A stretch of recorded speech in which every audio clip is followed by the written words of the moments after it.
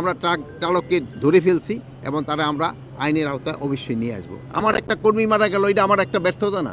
এই তদন্ত কমিটি খুব তাড়াতাড়ি রিপোর্টটা দিলে আপনারা জানতে পারবেন। মানে আমি বলবো যে এটা ব্যর্থতাই, যেহেতু ট্রাক ওখানে চলাচল করাটা উচিত ছিল না, বাট আমরা ট্রাক চালককে ধরে ফেলছি এবং তারা আমরা আইনের আওতায় অবশ্যই নিয়ে আসবো। আরেকটা জিনিস হলো যে আগুনের নিবারণে কোনটা কতক্ষণ লাগবে এটা তো আমরা এইভাবে বলতে পারবো না, আগুনের উপরে নির্ভর করে এবং এবং এই যে ফায়ার ফাইটার যে গাড়িগুলি যাওয়া এগুলির উপরে অনেক সময় নির্ভর করে, পানির সরবরাহের উপরে নির্ভর করে, প্লাস অনেক সময় অনেক ধরনের থাকে, প্রতিবন্ধকতা থাকে, ওইগুলির উপর নির্ভর করে। বাট এরা কিন্তু সর্বাত্মক চেষ্টা করছে এবং 19টা ফায়ার ইউনিট কিন্তু একসাথে কাজ করছে। কাজ করার পরে এটা কিন্তু কন্ট্রোলের ভিতরে আনছে। সূত্রপাতটা কীভাবে আমরা একটা হাই পাওয়ার তদন্ত কমিটি করে দিছি।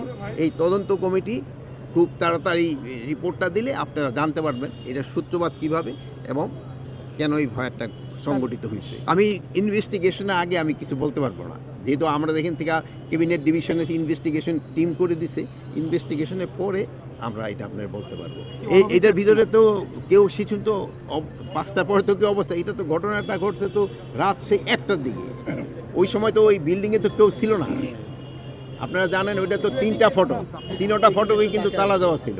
প্লাস প্রত্যেকটার যে প্রত্যেকটা ফ্লোরে যার যার মন্ত্রণালয় ওইটাও কিন্তু তালা দেওয়া থাকে, ওইগুলোও কিন্তু তালা দেওয়া ছিল।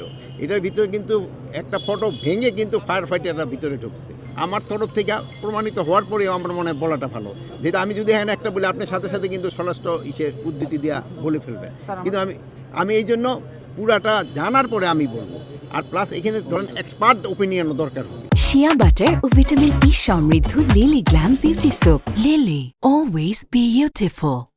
এখানে কিন্তু আমরা এক্সপার্টও রাখছি, এখানে এক্সপার্ট ওপিনিয়নও দরকার হবে। আমরা তো ইন জেনারেল আমরা চোখে দেখতেছি, কিন্তু এক্সপার্ট ওপিনিয়নও দরকার হবে। অ্যাকচুয়াল কীভাবে ঘটলো এটা আমরা অবশ্যই আপনাদের জানাবো। যত এইগুলি সব কিছুই দেখা হচ্ছে, মানে সবকটা তো আর সচল ছিল না, 2-4টা তো হয়তো সচল পাওয়া যাবে, কিন্তু এরা তো কাজ করছে। আপনি ধরেন যে সেই সময় তো যেসব কাজ করে সেই সময় তো এইগুলি অত আগে হলো আগুনটা নিভানো হলো মেইন, সেই সময় সিসি ক্যামেরাটা কাজ করে কি করে না ওইটার দিকে আর খেয়াল তো রাখা হয় না। এই বিচার তো অবশ্যই হবে। আমার একটা কর্মী মারা গেল, এটা আমার একটা ব্যর্থতা না? এটা আমি শোকাহত না?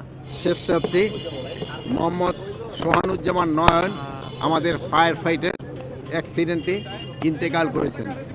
ইন্না লিল্লাহি ওয়া ইন্না ইলাইহি রাজিউন। আমরা সবাই তার আত্মার মাগফিরাত কামনা করি। আল্লাহ তার যেন কবর আযাব মাফ করেন এবং তার যেন বেহেশত নসিব করেন। এর বয়সও ছিল খুবই কম, 24 বছর বয়স, মাত্র 2 বছর যাবৎ চাকরি। তা আল্লাহ কাকে কোন সময় নেবে এক হুজুর বলতেছিল, কেউ বলতে পারেন না। আর আমরা জানি আল্লাহ তাকে শহীদের মর্যাদা দান করবেন। সেই কর্তব্যরত অবস্থায় সে চলে গেছেন এবং তার মা বাবার যে কীরকম অবস্থা আপনারা সবাই বুঝতে পারতেছেন। তার একটা মাত্র ছেলে ছিল আর একটা মেয়ে, একটা এই আবার এই হলো ছিল সবচেয়ে ছোট। এই ছিল সিলেটে তার পোস্টিং ছিল, কিছুদিন আগে সে ঢাকা পোস্টিং হয়ে আসছে।